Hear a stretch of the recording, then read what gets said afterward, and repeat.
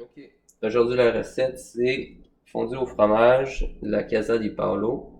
Donc, tous les ingrédients qu'on va avoir besoin. On va avoir une gousse d'ail par deux personnes. Vin sec. Fait qu'ici, on a du fondant. Fromage. Dans le fond, là, c'est la recette des bouillons de Repentigny, qui est vacherin, gruyère grotte, puis Appenzell. Puis pour ceux qui sont pas trop puristes, un petit peu de fécule de maïs. Donc pour les apprentis, on va faire ça avec fécule de maïs aujourd'hui. Première étape, tu prends les gousses d'ail, puis tu viens les frotter dans le fond d'un creuset. Donc ici, l'important, c'est que ça soit en fonte pour que ça garde le plus de chaleur possible distribuée dans la fondue. Donc, je vais juste le presser dessus, tu viens huiler.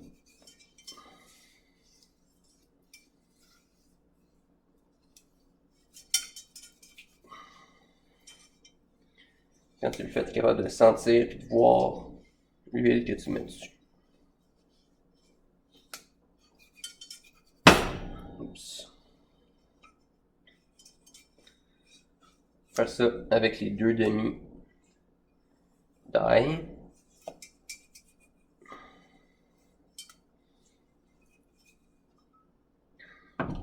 Deuxième étape, le vin. Donc, c'est 1/8 de tasse par 100 grammes, plus 1/8 de tasse de base. Donc ici, on a 400 grammes, donc ça fait 400 plus 1 de base. 1, 2, 3, 4. La 8e, on la garde à la fin pour venir alléger la fondue. Qu'est-ce qu'on va venir faire? On va juste venir faire qu'il y ait un petit bouillon dans le fond, dans le vin, que l'alcool s'évapore, puis être sûr que toute ta fonte est rendue chaude puis à température avant de venir mettre le fromage. Pour le fromage, dans le fond, on va venir le combiner avec la fécule de maïs, donc une cuillère à thé pour environ 400 grammes. Donc ici, on est deux personnes, 200 grammes par personne. On la cuillère à thé, qu'est-ce qu'on vient faire? On va juste le dumper dedans. Tu viens mélanger ton fromage.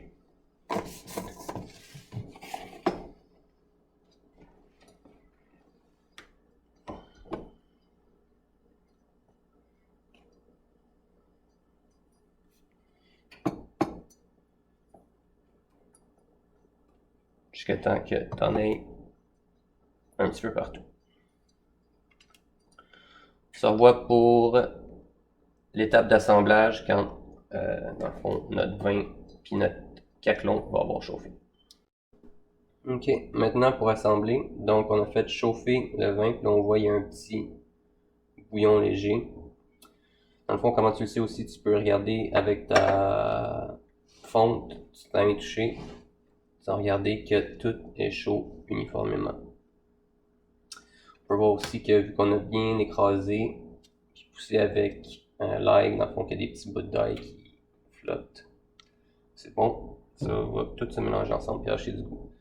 Quand on va venir incorporer le fromage, dans le fond, il faut juste y aller à petits bouts pour être sûr qu'on garde tout le temps une bonne température dans le caclon. On va juste venir mettre un petit peu. On va laisser ce fromage le fondre avant de prendre le reste. On va juste tout l'imbiber du vin, puis le laisser fondre. Dans le fond, la température, tu veux que ce soit chaud pour que le fromage fonde, mais jamais amener le tout au point d'ébullition. Aussi, plus que tu brasses, plus que ta fondue va venir filamenteuse. Donc, tu veux essayer de brasser le moins possible tout en ayant la fondue le plus homogène possible. Petit truc pour ça, dans le fond, tu peux venir pousser dessus ton fromage, le défaire chaque grain pour qu'il vienne dans le fond bien homogène avec le... Là c'est le mélange de vin, puis tantôt ça va être le mélange de vin et fromage.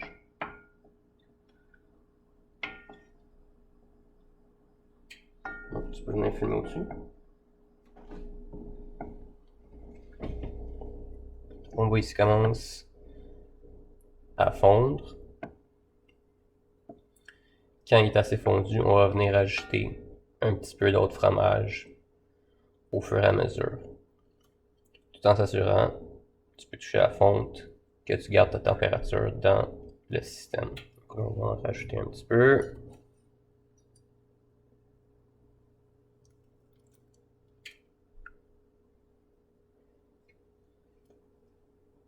Comme ça.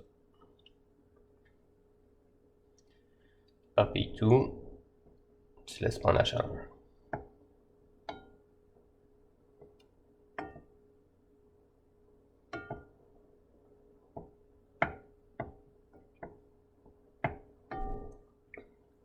La technique traditionnelle, c'est de brasser en faisant des formes de 8.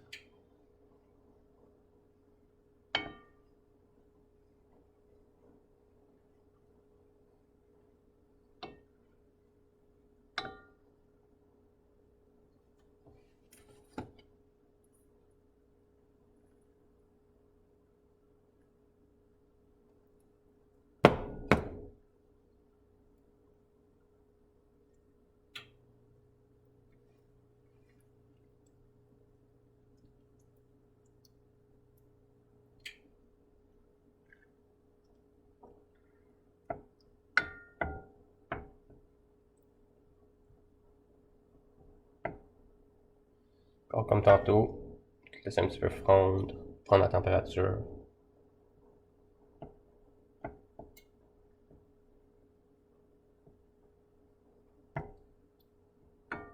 Avant de venir brasser avec les formes de 8.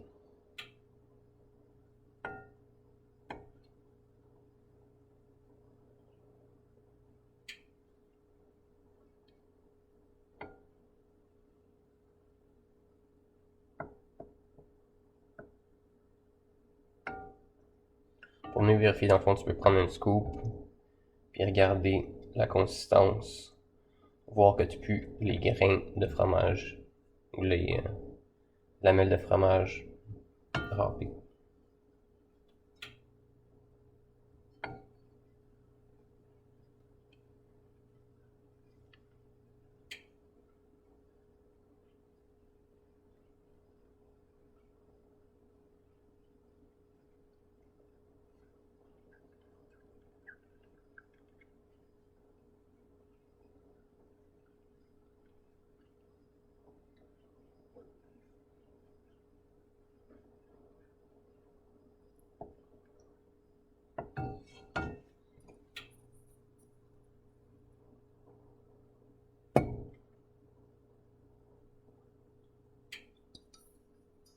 Donc là, on est arrivé, on a un petit peu plus que la moitié du fromage qui est fondu.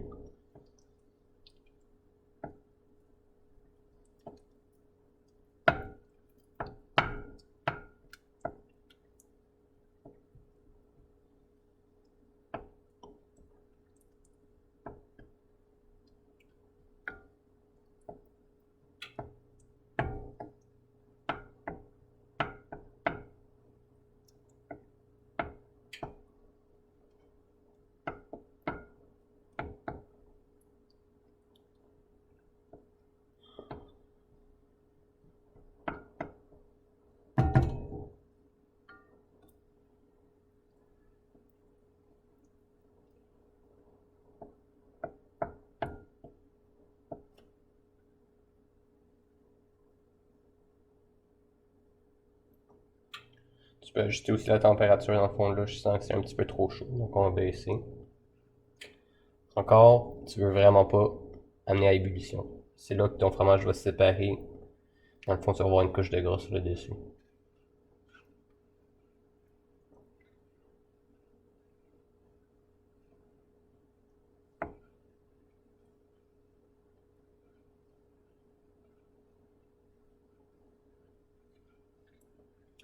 La dernière tasse de vin aussi, le 8e de tasse de vin, tu peux garder à la fin, ça peut venir te servir aussi à tempérer ton affaire quand il est trop chaud.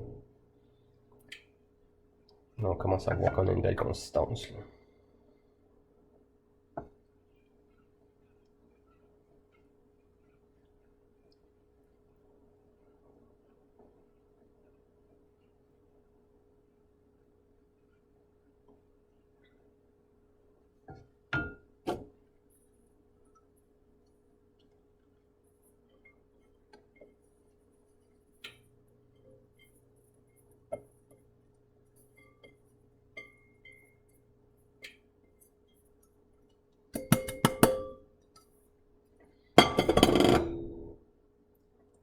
Donc, c'est tout le fromage.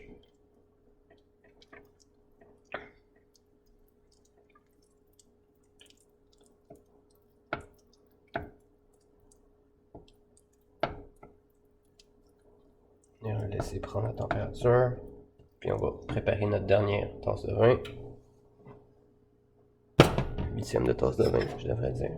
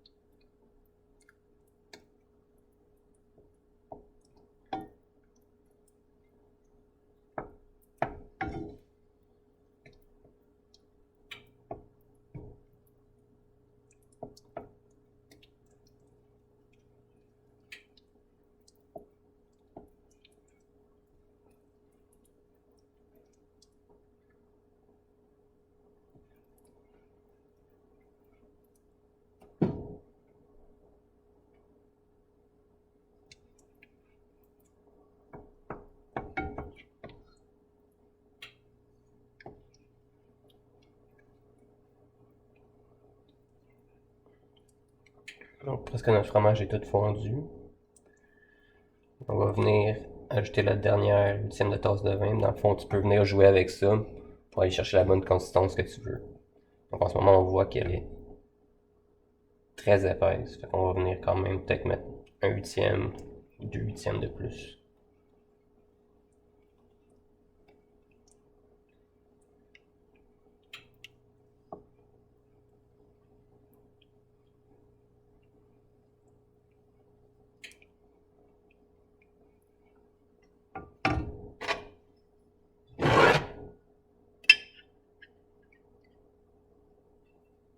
Je vais aller un 8e à la fois, pour être sûr de ne pas trop faire descendre la température rapidement.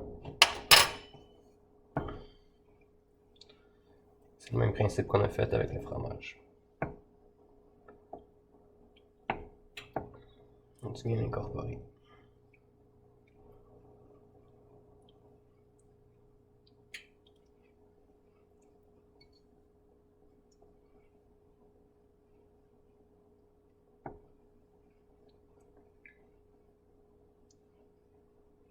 Pour le vin en particulier, tu peux venir essayer de plier aussi. De le faire descendre dans le fondu.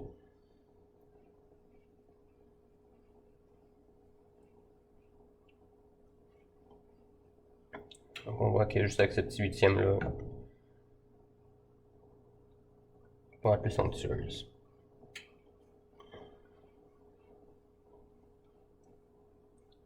On va rajouter encore une petite cochette.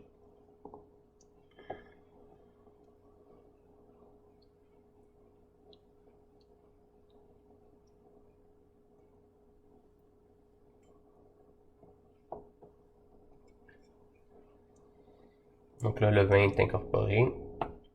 Tu fais juste regarder. Un petit peu trop visqueuse encore. Donc je vais rajouter juste un 16e.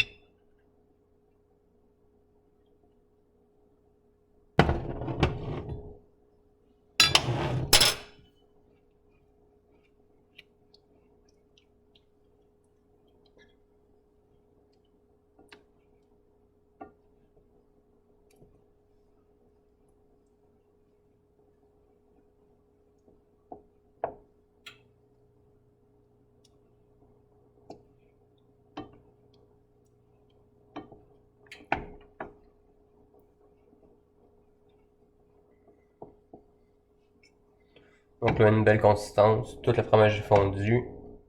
Pas de séparation.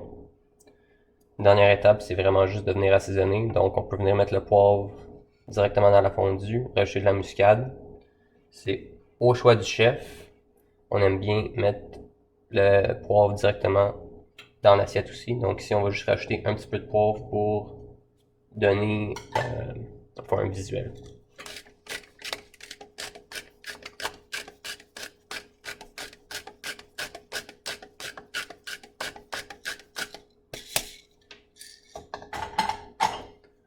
Même chose, incorpore comme le vin et le fromage avec des huîtres. Donc juste pour donner un petit peu de texture ici. Et voilà, c'est prêt à servir.